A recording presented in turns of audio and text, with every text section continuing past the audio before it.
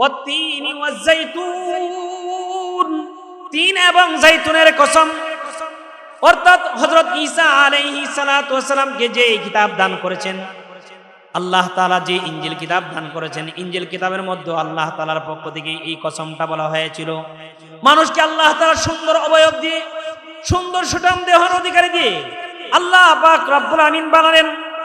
তৃতীয় নাম্বার যে কসমটা খেলেন, কসমটা খেয়ে আল্লাহ তাআলা এই কথা বোঝালেন, ওয়াতুরি সিনিন, সিনাই পর্বতের কসম দিয়ে এই কথা বোঝালেন।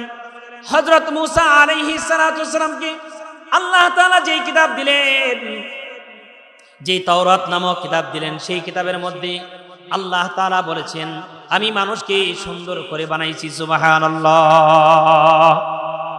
তৃতীয় নাম্বার কারণটা উল্লেখ করেছেন, ওয়াহাদাল বালাদিল আমিন, পবিত্র মক্কা নগরের ভিতরে ঐশী গ্রন্থ বিধান আল কোরআন নাজিল করেছেন। আর এই সূরাটা নাজিল হয়েছে মাক্কি জিন্দেগিতে। আল্লাহ তাআলা বুঝাইতে চাইতেছেন, হযরত ঈসা আলাইহিস সালাতু ওয়াস সালামের ইনজিল কিতাবের মধ্যে আমি শপথ করে বলেছি, আমি মানুষকে সুন্দর করে বানাইছি। তাওরাত কিতাবের মধ্যে বলা হয়েছে, আমি মানুষকে সুন্দর করে বানাইছি। এই কোরআনের মধ্যে আল্লাহ রাব্বুল আমিন বলেন, চারটি কসম খেয়ে আল্লাহ বলেন, ওয়াত-তিনি ওয়াজ-যাইতুন, তিন এবং জাইতুনের কসম, ওয়াতুরি সিনিন, সিনাই পর্বতের কসম, ওয়াহাদাল বালাদিল আমিন, পবিত্র মক্কা নগরীর কসম। আল্লাহ তাআলা চারটি কসম খেয়ে এবার আল্লাহ তাআলা বলতেছেন, বান্দা আমি আল্লাহ তাআলা তোমাদেরকে সুন্দর করে বানাইছি, সুন্দর করে বানাইছি, সুন্দর করে বানাইছি। আল্লাহ এবার বলতেছেন, লাকাদ খালাকনাল ইনসানা ফি আহসানি তাকবীম। আল্লাহ এবার বলতেছেন, বান্দা তুমি একটিবার চিন্তা করে দেখো, আমি চারটি কসমকে, তিনটা আয়াতের ভেতরে চারটি কসমকে আমি আল্লাহ রাব্বুল আমিন বলতেছি, বান্দা আমি আল্লাহ তোমাকে সুন্দর করে বানাইছি। সুবহানাল্লাহ। আমি যেই সূরাটা আপনাদের সম্মুখে তেলাওয়াত করেছি, এই সূরাটির নাম হলো সূরা তিন, আত-তিন। এই সূরাটা নবী আরবি সাল্লাল্লাহু আলাইহি সাল্লামের উপরে নাজিল হয়েছে মাক্কি জিন্দেগিতে। মাক্কি জিন্দেগিতে নাজিল হয়েছে। এই সূরার ভেতরে আয়াতের সংখ্যা রয়েছে, এই সূরার ধারাবাহিকতা যদি খেয়াল করি, গোটা 30 পারা কোরআনের ভেতরে 114টি সূরা আছে। সিরিয়াল নম্বরের দিকে খেয়াল করি, তাহলে এর ধারাবাহিকতা ধারায় 95 নাম্বার এই সূরা। এই সূরার ভেতরে 8টি আয়াত রয়েছে, 34টি বাক্য রয়েছে, হরফের সংখ্যা রয়েছে 159টি। এই সূরার প্রেক্ষাপট হলো, আল্লাহ মানব কুলে আল্লাহ তাআলা বনি আদমকে আল্লাহ মানুষ হিসাবে মানব কুলে জন্ম দিয়েছেন। আল্লাহ মানুষ হিসাবে আল্লাহ যে মানুষ বানালেন, বনি আদমকে যে শ্রেষ্ঠ জাতি হিসাবে বানালেন, এই কথার এই সূরার মধ্যে এই কথাটা ফুটে ওঠেন যে আল্লাহ যে আমাদেরকে মানুষ বানিয়েছেন। মোহতারাম হাজরিন, এই বনি আদমকে বানাইতে গিয়ে আল্লাহ পৃথিবীতে যা কিছু সৃষ্টি করেছেন, আসমান বলেন, জমিন বলেন, চন্দ্র সূর্য বলেন, পৃথিবীতে যা দেখি আর নাই দেখি সব কিছুকে আল্লাহ তাআলা কেবলমাত্র কোন বলেছেন, সাথে সাথে হয়ে গেছে। বনি আদমকে সৃষ্টি করতে গিয়ে আল্লাহ বলেন, আমি কোন বললে চলে না, আমি এমন একটা জাতিকে বানাইতে চাই। হাদিসের মধ্যে আসছে, আল্লাহ নবী রাসূল করিম সাল্লাল্লাহু আলাইহি ওয়াসাল্লাম বলেন, নবী আরবি সাল্লাল্লাহু আলাইহি ওয়াসাল্লাম বলেন, হযরত জিবরাইল আলাইহিস সালাতু ওয়াস সালাম এই পৃথিবীতে 30,000 বছর পর্যন্ত ইবাদত বন্দি করেছেন। এমন রিওয়ায়াত পাওয়া যায় 70,000 বছর তিনি এই পৃথিবীতে ইবাদত বন্দি করেছেন, আল্লাহ তাআলার ইবাদত বন্দি করেছেন। আল্লাহ বলেন, আমি ফেরেশতাদেরকে সৃষ্টি করলাম, আমার কেমন যে একটা শূন্যতা অনুভব হচ্ছে, আমার কেমন যে একটা ভালো লাগছে না। আমি এমন একটা জাতি বানাইতে চাই যেই জাতি কেবলমাত্র 30 সেকেন্ডের একটা সেজদা দিবে, স্বয়ং জিব্রাইল আলাইহিস সালাতু সালামের 30,000 বছরের সেজদার চাইতে দামি হয়ে যাবেন। সুবহানাল্লাহ। মুহতারাম হাজরিন, আল্লাহ রাব্বুল আলামিন সূরা ৩ এর মধ্যে এই মানব জাতিকে বানাইতে গিয়ে 4টি কসম খেয়েছেন। কয়টি কসম? সরল অনুবাদ করছি, তারপরে এই আয়াতের ব্যাখ্যার মধ্যে যাচ্ছি। আল্লাহ বলেন, ওয়াত্তিনি ওয়াজ-জাইতুন, তিন এবং জাইতুনের কসম, ওয়াতুরি সিনিন, সিনাই পর্বতের কসম, ওয়াহাদাল বালাদিল আমিন। চতুর্থটা কসম আল্লাহ বলেন পবিত্র মক্কা নগরীর কসম। তারপরে আল্লাহ বলেন, 4টি কসম খাওয়ার পরে আল্লাহ তাআলা বলেন, লাকাদ খালাকনাল ইনসানা ফি আহসানি তাকওয়িম। আল্লাহ বলেন, নিশ্চয়ই আমি আল্লাহ মানুষকে সুন্দর অবয়ব দিয়ে সুন্দর আকৃতি সৃষ্টি করেছি। এরপরে আল্লাহ রাব্বুল আলামিন ৫ম নম্বর আয়াতে আল্লাহ বলেন, সুম্মা রাদাদনাহু আসফালা সাফিলিন, মানুষ আস্তে আস্তে নিচে থেকে নিচে চলে যাবে। তারপরে আল্লাহ রাব্বুল আলামিন বলেন, ইল্লাল্লাযীনা আমানু ওয়া আমিলুস সালিহাতি ফালাহুম আজরুন গায়রু মামনুন। তারা নয়, যারা ঈমান এনেছেন তাদেরকে আমি আল্লাহ তাআলার পক্ষ থেকে বিরাট পুরস্কৃত করব, বিরাট পুরস্কার দান করব। তারপরে আল্লাহ রাব্বুল আমিন বলেন 7 নম্বর আয়াতে, ফামা ইউকাযযিবুকা বা'দু বিদ্দীন। এইখানে দিনের কোন অংশটাকে তুমি অস্বীকার করবে? বিচার কার্য দিবসকে কি করে তুমি অস্বীকার করবে? কোন বিষয়টাকে তুমি অস্বীকার করবে? 8 নম্বর আয়াতে আল্লাহ রাব্বুল আলামিন বলেন, আলাইসাল্লাহু বিআহকামিল হাকিমিন। বিচার কার্য দিবসের মালিক যিনি আল্লাহ তাআলা, আপনি আমাদের হিসাব নেবেন। আহকামুল হাকিমিন, এই হচ্ছে সরল অনুবাদ। আমার তেলাওয়াতকৃত আয়াতে এবার আসেন। সূরাতুত তিনের মধ্যে আল্লাহ রাব্বুল আলামিন বলেন, ওয়াত্তিনি ওয়াজ-জাইতুন, তিন এবং জাইতুনের 2টা ফলের কসম একসঙ্গে খাইলেন। শব্দটা হলো আতিন। ওয়াও মানে ওয়ায়ে কসম, ওয়াও মানে ওয়ায়ে আতিফা, ওয়াও মানে ওয়ায়ে কসম। আল্লাহ রাব্বুল আলামিন সূরা 3 এর মধ্যে, যাও যাও যাও,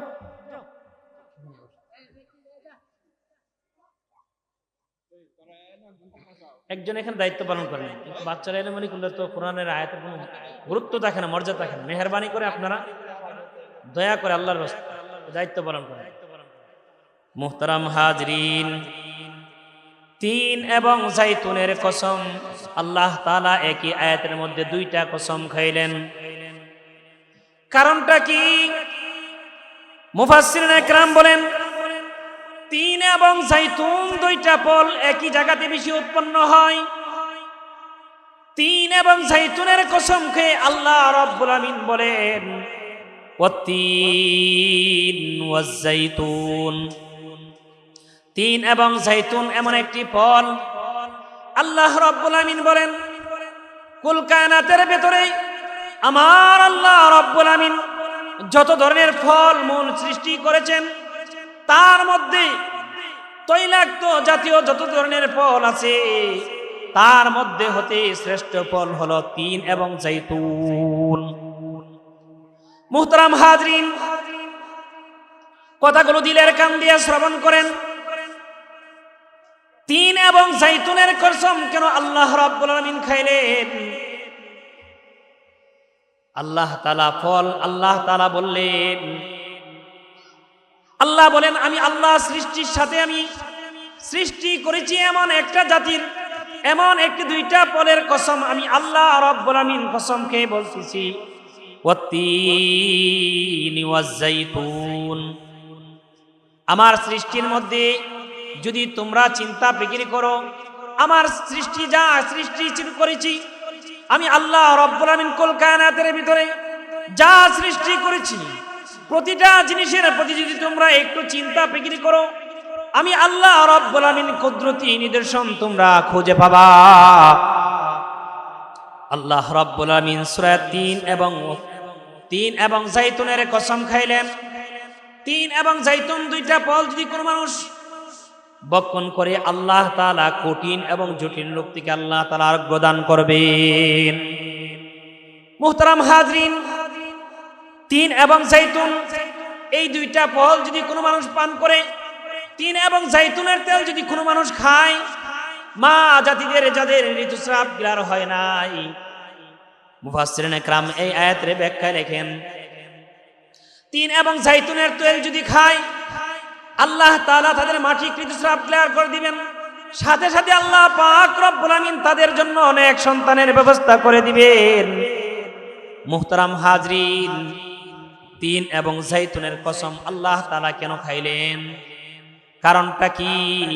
কারণটা হলো মুহাদ্দিসিনে কেরাম এই আয়াতের ব্যাখ্যায় লেখেন, মুফাসসিরিনে কেরাম এই আয়াতের ব্যাখ্যায় লিখেন 3 এবং জাইতুন দ্বারা আল্লাহ তাআলা পৃথিবীবাসীদেরকে বুঝাইলেন শাম এবং ফিলিস্তিনের মধ্যে এই দুইটা ফল বেশি বেশি উৎপন্ন হয়, সেই জন্য আল্লাহ পাক রব্বুল আমিন এই দুইটা ফলের কসম খাইলেন। এই দুইটা ফল হলো সৃষ্টি জগতের মধ্যে আল্লাহ তাআলা যা ফল সৃষ্টি করেছেন তার মধ্যে হইতে দুইটি ফল হলো দামি ফল।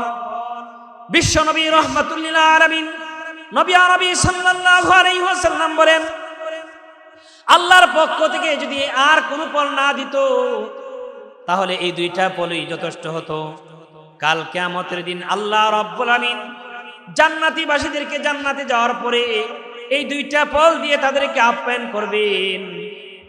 প্যারে হাজরিন, 3 এবং জাইতুনের কসম খাওয়ার আরেকটি কারণ হলো মুফাসসিরিনে কেরাম বলেন, ওয়াত্তিনি ওয়াজ-জাইতুন। 3 এবং জাইতুনের কসম আল্লাহ তাআলা এই জন্য খাইলেন, এই দুইটা ফল বেশি বেশি উৎপন্ন হয়।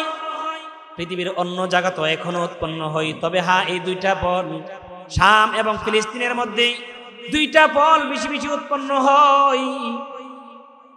এটার কারণটা আরেকটা কারণ উল্লেখ করেন। 3 এবং জাইতুন দিয়ে হযরত ঈসা আলাইহিস সালাতু ওয়াস সালামকে বুঝাইছেন। দ্বিতীয় আয়াতের মধ্যে তৃতীয় কসম খেয়ে আল্লাহ তাআলা বলেন, ওয়াতুরি সিনিন। সিনাই পর্বতের কসম আল্লাহ তাআলা গোটা পৃথিবীটাকে এমন ভাবে সাজালেন, কোথাও হ্রদ, কোথাও পাহাড়, কোথাও স্থল, কোথাও জলাশয়, আবার কোথাও তরঙ্গমালা। কুল কায়নাত কিভাবে সাজালেন? মুহতারাম হাজরিন, আল্লাহ পাক রব্বুল আমিন বলেন, যত ধরনের পাহাড় আমি আল্লাহ তাআলা সৃষ্টি করেছি তার মধ্য থেকে আমি আল্লাহ রব্বুল আমিন সবচাইতে বেশি যে দামি পাহাড় আমার কাছে পছন্দনীয় পাহাড়, যেই জায়গাতে দাঁড়িয়ে হযরত মূসা আলাইহিস সালাতু ওয়াস সালাম আল্লাহ তাআলার সঙ্গে কথা বলেছেন, ওই পাহাড়ের কসম খেয়ে আল্লাহ তাআলা বলতেছেন ওই পাহাড়টা বড় দামি, ওই পাহাড়টা বড় দামি। মুহতারাম হাজরিন, কথাগুলো দিলের কান দিয়ে শ্রবণ করেন। আল্লাহ রাব্বুল আমিন সূরা 3 দ্বিতীয় নম্বর আয়াতে 3 নম্বর কসম খেয়ে আল্লাহ তাআলা বলেন, ওয়াতুরি সিনিন। সিনাই পর্বতের কসম, যেই জায়গাতে দাঁড়িয়ে স্বয়ং মূসা আলাইহিস সালাতু ওয়াস সালাম আল্লাহ তাআলার সঙ্গে কথা বলেছেন, ওই জায়গার কসম করে আল্লাহ তাআলা বলতেছেন। আরেকটা কারণ হলো আল্লাহ তাআলা হযরত মুসা আলাইহিস সালাতু ওয়াস সালামকে যে তাওরাত কিতাব দিয়েছেন, সেই কিতাবটা সেই তুর পাহাড়ের মধ্যে দিয়েছিল। সুবহানাল্লাহ। মুহতারাম হাজরিন, কথাগুলো দিলের কান দিয়ে শ্রবণ করেন। তৃতীয় আয়াতের মধ্যে ৪র্থ নম্বর কসম আল্লাহ তাআলা বলতেছেন, ওয়াহাদাল বালাদিল আমিন, পবিত্র মক্কা নগরীর কসম, পবিত্র মক্কা নগরীর কসম, পবিত্র শহরের কসম। এই আয়াতের ব্যাখ্যায় লেখেন তাফসিরে নূরুল কোরআনের মধ্যে 5টি কারণ উল্লেখ করেছেন। কয়টি কারণ? 5টি কারণ উল্লেখ করেছেন।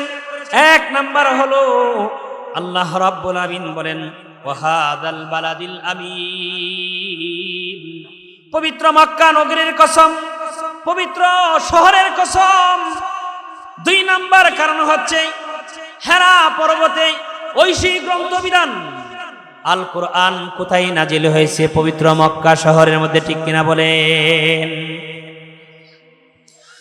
3 নাম্বার কারণ হচ্ছে পবিত্র মক্কা শহর এমন একটি জায়গায় পৃথিবীর মানচিত্রে যদি মাপা হয়, পৃথিবীর যেই দিক থেকে মাপা হবে সেই দিক থেকে মাপলে পৃথিবীর মানদণ্ড হবে, মধ্য স্থান হবে খানায়ে কাবা। আল্লাহ পাক রব্বুল আমিন মধ্যবর্তী স্থানে আল্লাহ তাআলা খানায়ে কাবাকে সৃষ্টি করলেন। কারণটা কি? কারণটা কি? এই পৃথিবীতে আল্লাহ রব্বুল আমিন অসংখ্য নবী রাসূলকে আল্লাহ তাআলা মানুষদের হেদায়েতের জন্য পাঠিয়েছেন।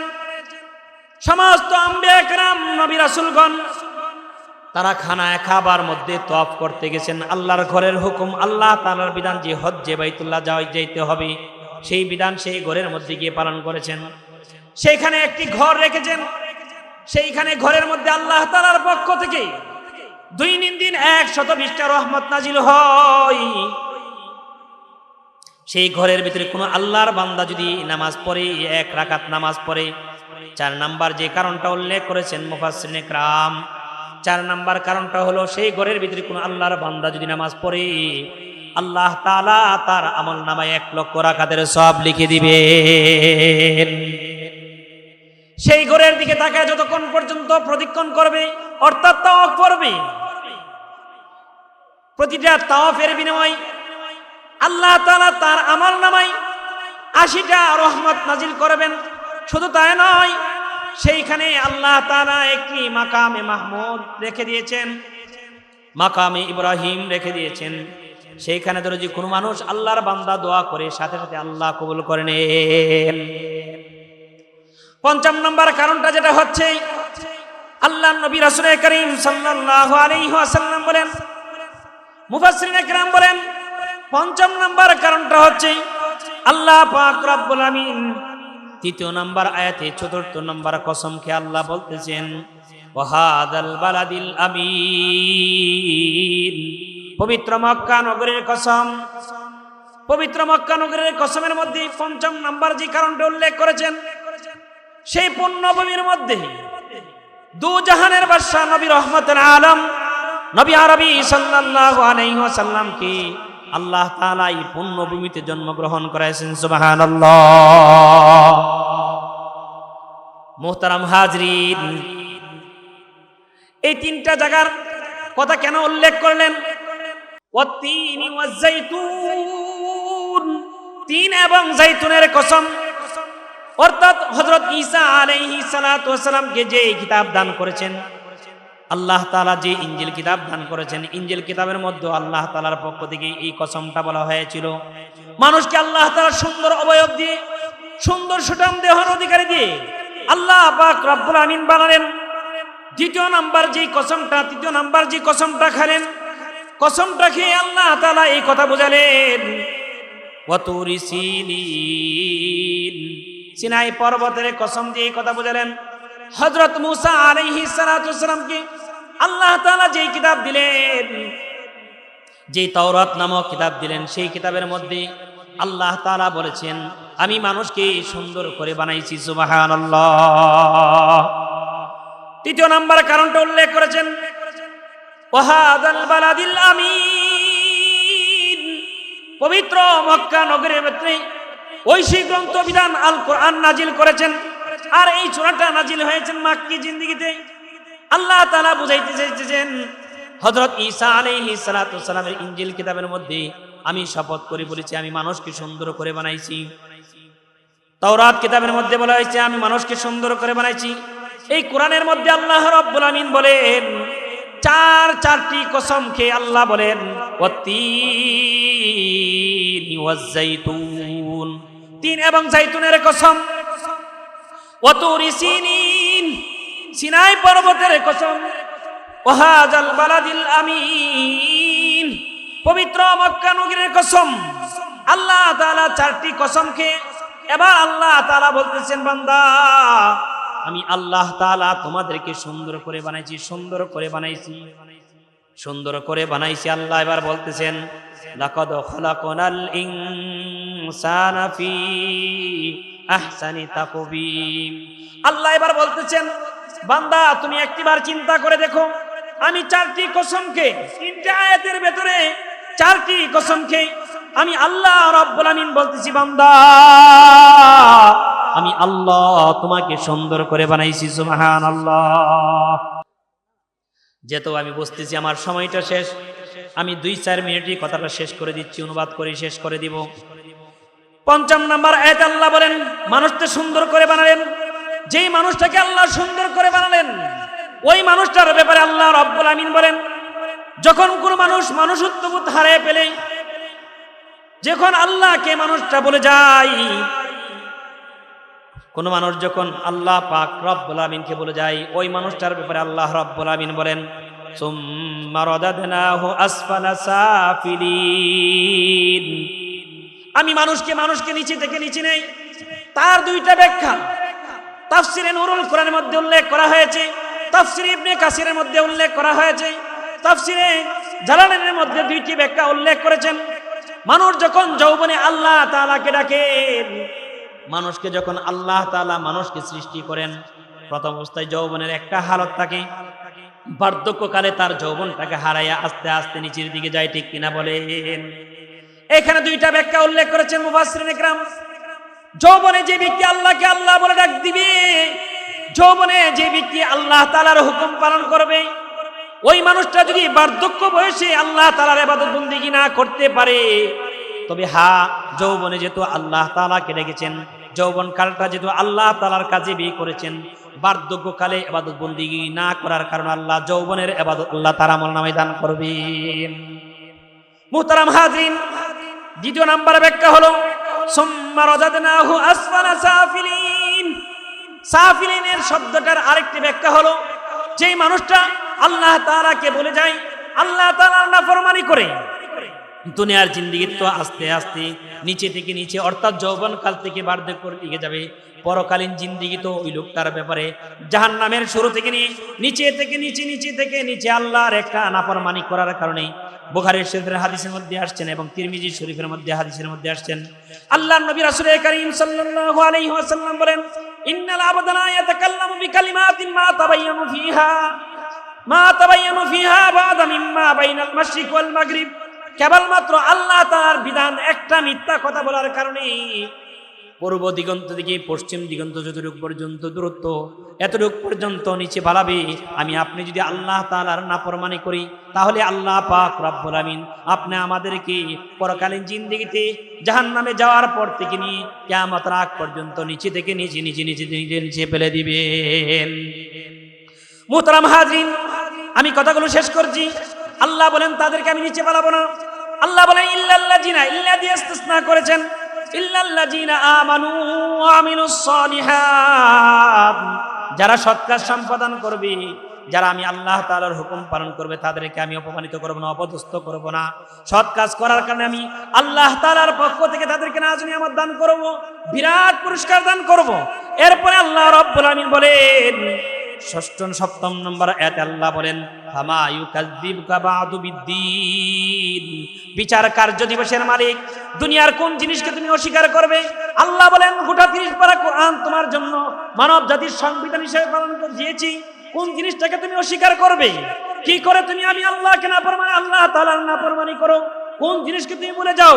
আল্লাহ রাব্বুল আমিন বলেন আলাইসাল্লাহু বিআহকামিল হাকিমিন, মহান আল্লাহ পাক রব্বুল আলামিন দুনিয়ার বাদশা নয়, আখিরাতের বাদশা, যিনি আহকামুল হাকিমিন হবেন, যিনি বিচার কার্য দিবসের মালিক হবেন। ওই সময় প্রত্যেকটা মানুষের আল্লাহ বলবেন, আমি এতগুলা কসম খেয়ে বললাম, তিন এবং জাইতুনের কসম, ওয়াতুরি সিনিন, সিনাই পর্বতের কসম খাইলাম, ওয়াহাজাল বালাদিল আমিন, বান্দা তোমাকে বানাইতে গিয়ে আমি 4টা কসম খাইলাম। দুনিয়াতে যা কিছু দেখো সব কিছুকে আমি কেবল মাত্র কোন বলেছি সাথে সাথে হয়ে গেছে। বনি আদমকে সৃষ্টি করার সময় আমি আল্লাহ আমার কুদরতি হাত দ্বারা ধরে ধরে সুন্দর করে বানাইছি। বান্দা তুমি কি করে তুমি নাফরমানি করলে, হাসরের দিন আমি আল্লাহ রাব্বুল আলামিনের কাছে তোমাদের হিসাব দিতে হবে, ঠিক কিনা বলেন?